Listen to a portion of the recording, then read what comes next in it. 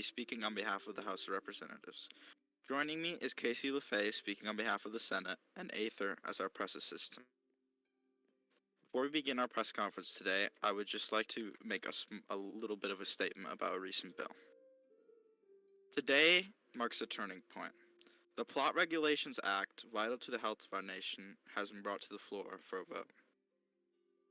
While I have full confidence that it will pass, I do feel it is important to speak directly to the people of Redmont and to my fellow representatives and senators. This is a call to support a cause about fairness, progress, and common sense. For far too long, we have ignored the deeper issue. We've covered the wounds with temporary fixes while the underlying problem is worse. That ends today. It's time we face these challenges head on and begin the healing process our citizens deserve. At the heart of the matter is the unsustainable pricing of property in our nation. Just last year, a plot sold for $20,000, a fair and accessible price for new players and all players. Today, that same plot sells for $100,000. This is unacceptable. We cannot and should not expect new citizens to shoulder this burden. That is why I believe this legislation is not just timely, it is necessary. We are tackling the plot shortage by lowering the plot limit. We are fighting inflated auction prices with the new auction levy. We are giving new players a real chance by expanding access to the Central Business District for them. We are incentivizing activity and entrepreneurship with tax exemptions for business hosting plots. And most importantly, we are solving problems, not sidestepping them. This is what leadership looks like. This is what progress feels like. We are fixing our nation together as a people. This effort has transcended party lines. It has united us. We've reached across the aisle and brought forth a solution to the property crisis for the good of the Redmontian people. As the saying goes, united we stand, divided we fall. With that said, we will now begin our press conference today.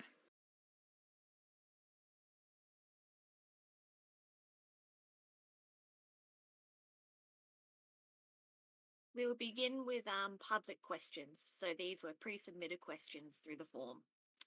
Our first question comes from Rebel Gender, directed at both presiding officers. Given attacks on the president, such as that shown in the Commonwealth of Redmont versus V_D, how can the House ensure the safety of members in Congress from similar attacks?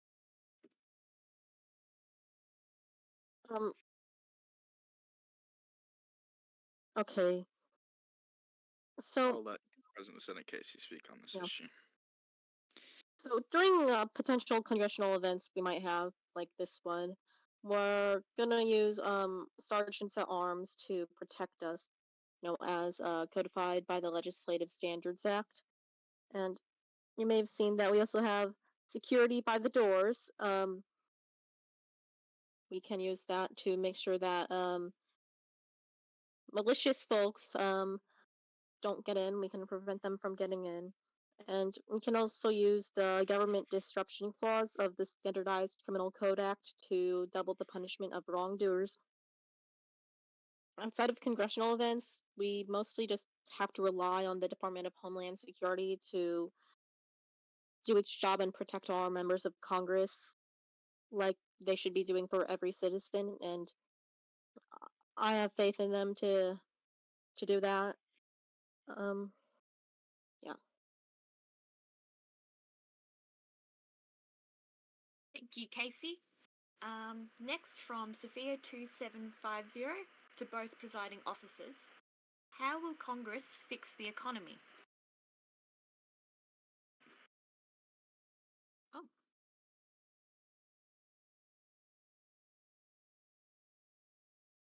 Okay.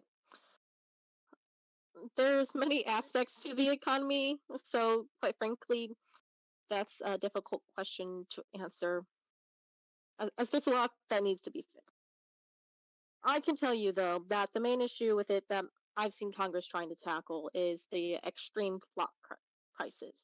Yeah. As they've been trying to solve with the Plot Regulations Act.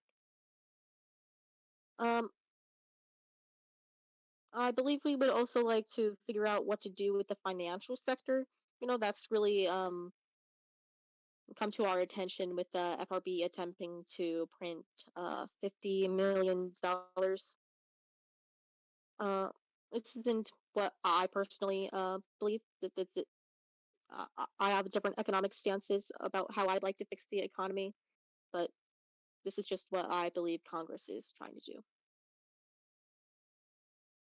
I agree with the President of the Senate as we are tackling the plot issue, which is so near to my heart. All right, thank you, Casey. Now from an anonymous citizen to Speaker Bezagiza.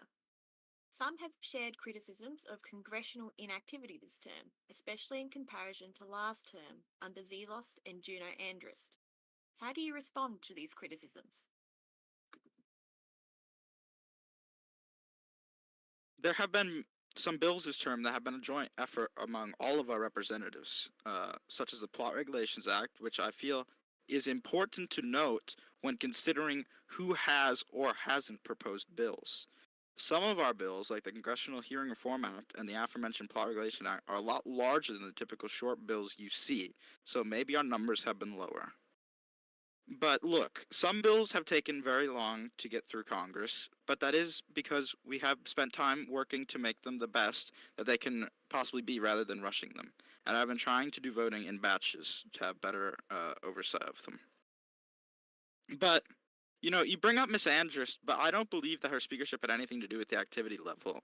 She wasn't particularly involved in leading legislation outside of her party, and she was only speaker for a little under half the term. Most of the bills were proposed when Zelos was speaker, so I really do not think the comparison sheds any light here. Thank you. Thank you, Beza. From the same citizen, again to Speaker Bezagiza. How do you respond to those who say that you are unfit for government due to your involvement in the 2024 coup during a previous term as Speaker of the House? Do you think your recently revealed negative approval rating has anything to do with that? Hmm. Listen, people can change a lot in just a year's time. I've displayed my leadership both during my presidency and my many previous speakerships, so I think anyone citing that one incident is just trying to grasp for some straws. Some people I think may have disproved me simply because I haven't been involved much in legislation. But say if that approval rating would have been today, I think it would have been different because I've proposed the Plot Regulations Act, and that was posted just slightly before the start of the State of the Commonwealth. So I wouldn't really take my approval rating too seriously at the moment, to be honest. Next time I'll take it more into account. Um, but not right now. I'm not really looking at that too much for any indication. All right. Thank you, Beza.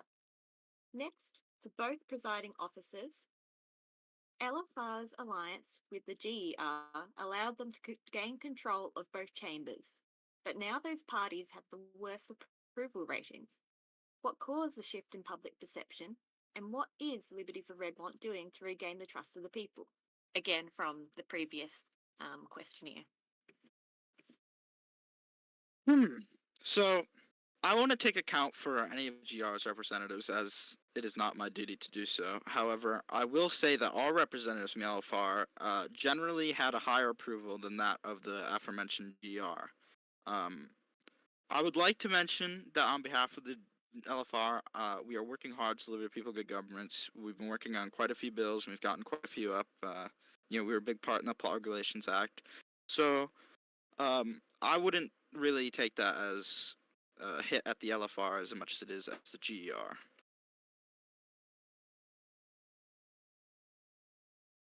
Yeah, I believe that we've been working on bills, some of them got proposed during the end of the month. So yeah, like Bezra said in the previous question, I feel like I'd take our approval ratings a lot more seriously after the next State of the Commonwealth. I believe just what we've been doing with legislation and also this press conference, obviously, we're telling you what we're doing. I feel like that is how we regain the trust of the people. And we're always open to questions. I think Besser can agree with me on that. Mm-hmm. Our DMs are always open for that. All right. Thank you, Beza and Casey. From a different anonymous citizen to Speaker Bezigiza, are you sleepy? Um, hmm. Well, despite people sometimes calling me Sleepy Bezer, I'm not sleepy. If I was sleepy, I don't think I'd be able to lead the House or legislate at all if I was half awake. So, no, I do not believe I am sleeping. From the same anonymous citizen to President Casey LaFay, are you a cat? No comment. But meow. All right. That is all of the pre-submitted public questions. Now we will be moving on to questions from the press. First, from the Juridical Journalistic Foundation, the Speaker Bezigiza, what is your current stance on the current draft of the Plot Regulations Act? Well, I think my comment on this has been very clear. After my little debate with Endon News and my speech I made here today, I think it's very clear that I am very much in support of this bill. It is long overdue, and it is time we address this problem. I'm a huge supporter of this bill, and I hope to see it.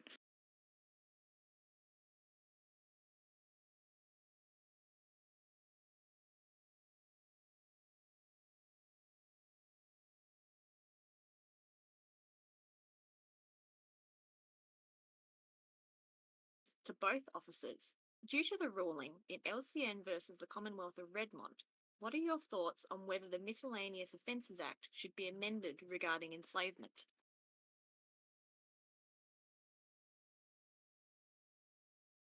Yeah, I definitely think we should amend the law in some way to prohibit just refusing to fire employees, whether we make it fall under enslavement or not. That cannot be accepted. I would consider amending the definition of enslavement. Um, I saw that case. It was really sad to see LCN not get justice it needs. So I want to make sure that never happens again. So yes, I would consider amending the law. I would And agree with the President of the Senate. I think we definitely need to, as a Congress, take a look at this legislation. Maybe with less of an opinion on the outcome, but certainly with open eyes and fair eyes on the legislation. Thank you, Casey and Beza. And finally, from TPA News to Speaker Bezigiza, about the proposed Plot Regulations Act currently in the House. What led you and the House to decide that 30 is the maximum number of C plots? So, how we got to 30 plots is kind of interesting. Originally, the LFR was very staunch on keeping it at 40 or lowering it to only 40, if at all. But after discussing it with many of our representatives in the House across party lines, such as Kai, who's here today, we decided that 30 is a good and fair compromise considering the vast amounts of proposals and reforms that are in this bill. So 30 is very fair when you consider everything this bill is going to change. So 30 is a fair, it's a fair amount for all citizens of the Commonwealth. Thank you. And that concludes everything regarding pre-submitted questions. We will now open the floor up to anyone in attendance who would like to ask anything further of the two presiding officers.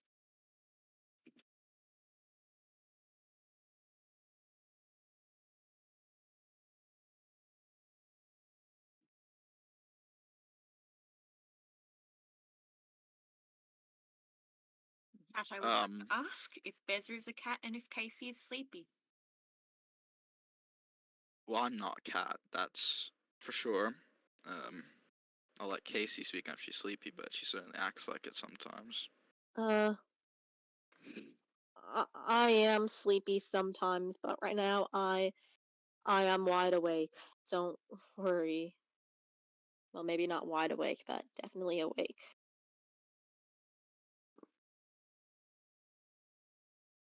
Enza asks, what is your favorite number, Casey LaFay?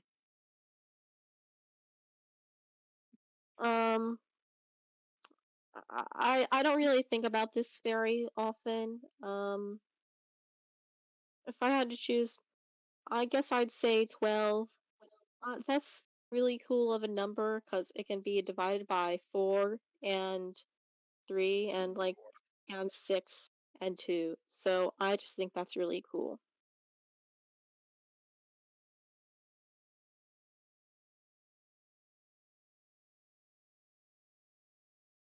Code King asks, I have a question about how Congress will deal with the delay in court cases being heard. What plans does it have to address this issue?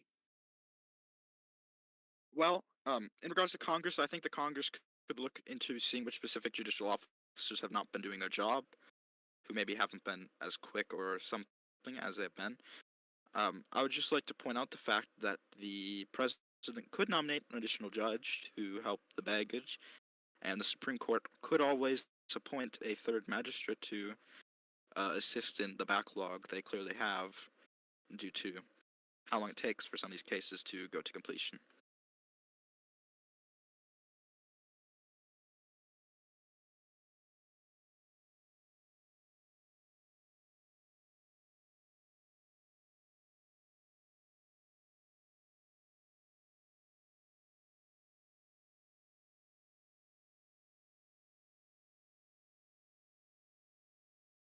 Um, I would like to plead no comment to the Vice President's question.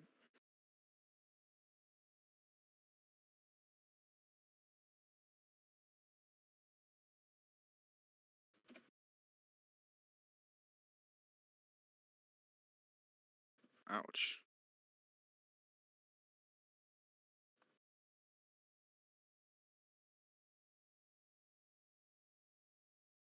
This is more of a question directed at Casey LaFay considering her previous speeches.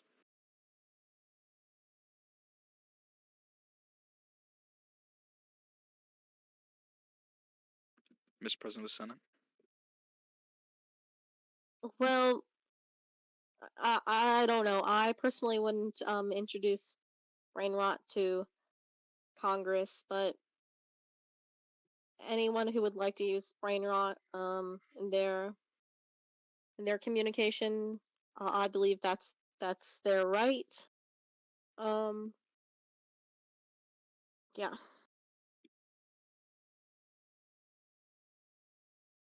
Have a question from Nim in the Discord. Why did you decide to go with a hard cap rather than an exponential tax on properties?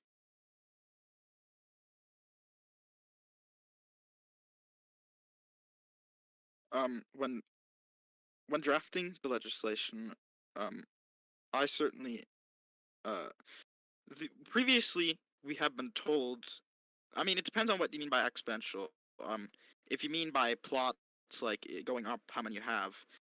Previously, we've been told that's not technically possible with the plugin, so unfortunately, we couldn't do that.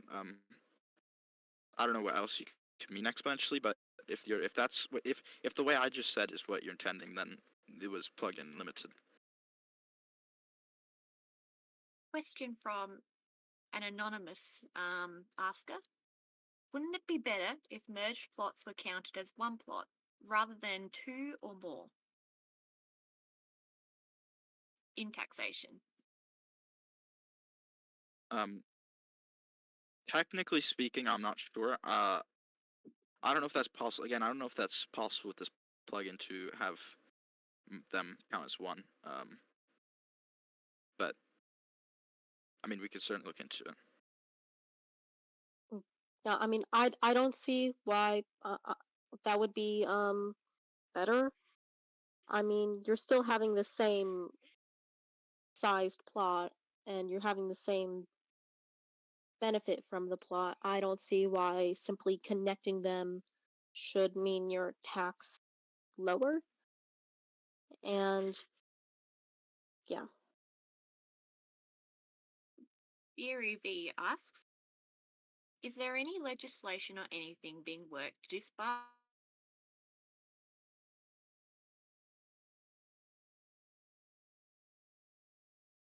versus air lawsuit?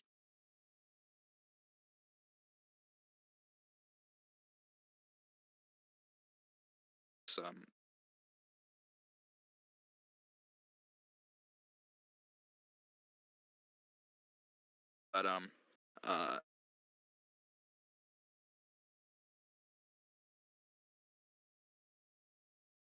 DOJ ticket, and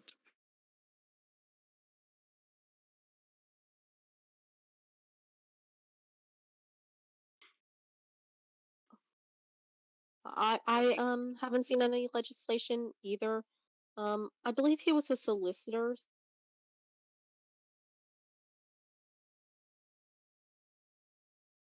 represent someone in those high courts he appealed in, but if he can still self-represent though, unless they require otherwise. So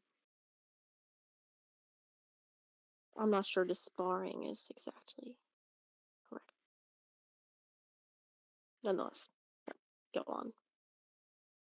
Vice President Yeetboy asks, in his words, why are you complicit in Redmond's invasion of Oak Ridge?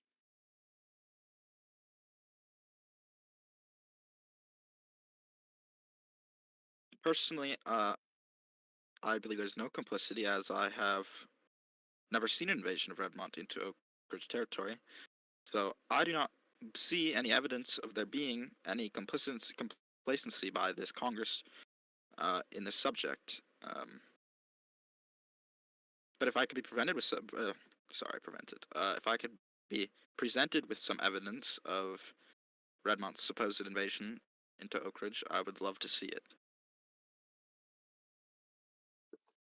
Yeah, the same. From Representative Kaiserin, I have a more serious question for both officers. Any comment on the recent prosecution of LFR member V_D for the various acts of terrorism?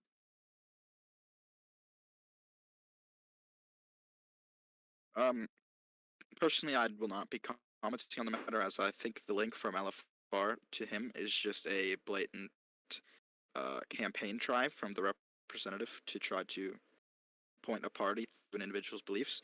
The party does not agree with his actions, but I do not have a comment on the case itself, as I'm not the defense or the prosecution, or the judge for that matter. Yeah, I don't support his actions either. Yeah, basically everything Buzzer said, I agree with.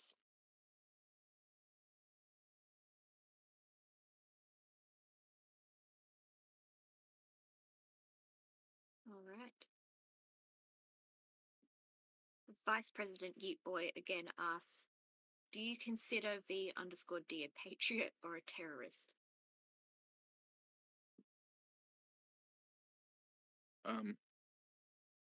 To me, I don't consider him either of those things. I would consider every Redmont citizen a patriot. I wouldn't label him a terrorist yet. You're not a terrorist until they convict you. So right now, yeah, he's a citizen, which all citizens are patriots. Yeah. Question from Enza. What is their biggest inspiration?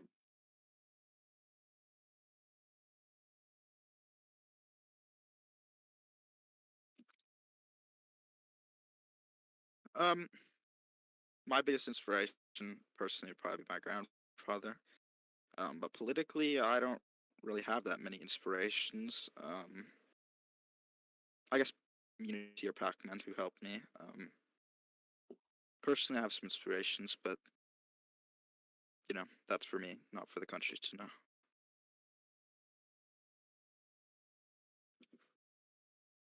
Yeah, I guess my biggest inspiration is just the result, when we finally see the impact of what we do, and just that just inspires me to, help serve the people of Redmont, really.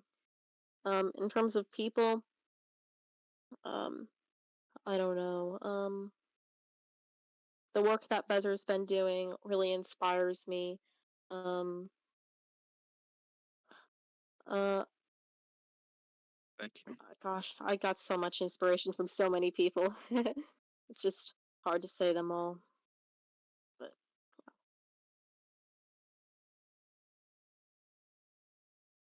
All right. Toad King asks, are there any plans to regulate the buying/selling of cryptocurrencies on DC? Currently, I've not seen any discussion on this matter in Congress or outside of it.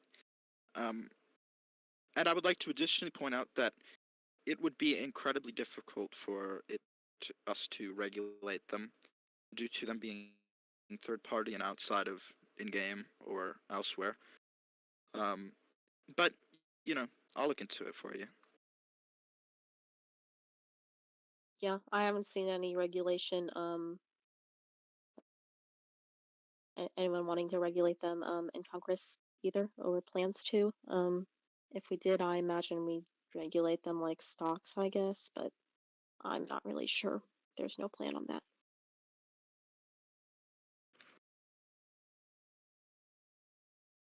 All right. Do we have any further questions?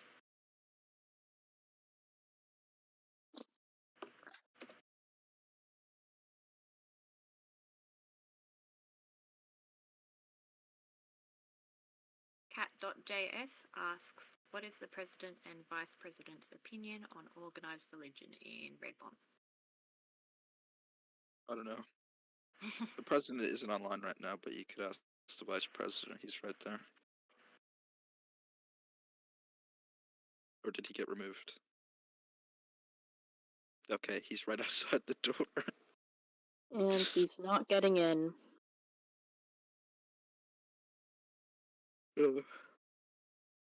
Hi, you boy. What is it like out there?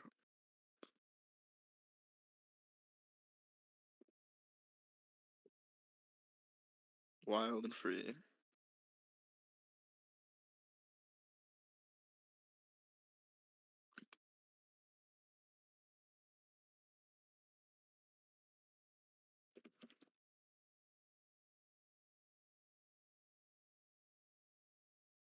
Seriously, okay. All right. Thank you, all of you, for coming here today, and I'd like to thank everybody who asked questions for being brave enough to. I'll answer this final question actually before we end. My opinion on having casinos register with the DOC to avoid casinos to cheat question chances. I believe this could be a good step. I know it's been talked about previously to sort of have a, sort of a sale proof. So, yeah. But with that being said, that'll be our final question. I'd like to thank everybody for coming here today. I would like to thank everybody who's brave enough to ask questions. Yeah, I'd like to thank everybody for coming here today. God bless the Commonwealth. Yeah. I'd also like to thank you all for coming here today. It's been great seeing so many people in here. And just the public participation, and it's just really nice to see. So thank you guys.